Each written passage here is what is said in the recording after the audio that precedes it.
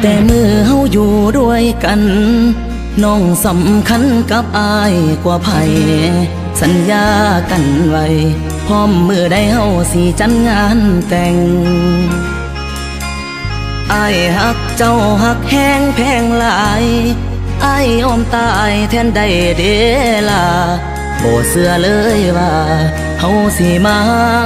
กันก่อนแต่ง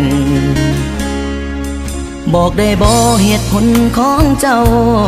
หักสองเฮามันยังขาดบ่อนใดหรืออยู่กับอายน้องนั้นย่านอายพาไปกินเกลืออยู่กันมาเกือบปีอายบอกเคยขัดใจเจ้ามันผิดวันเสาร์เจ้าอยากไปใส่อายตามใจ